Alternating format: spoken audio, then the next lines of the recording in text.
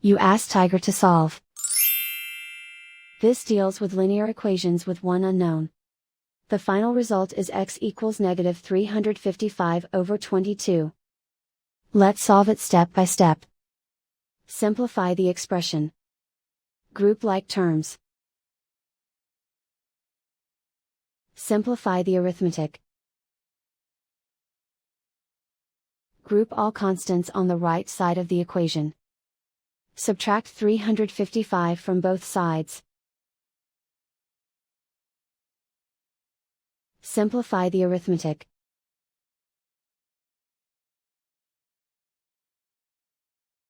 Isolate the x. Divide both sides by 22. Simplify the fraction.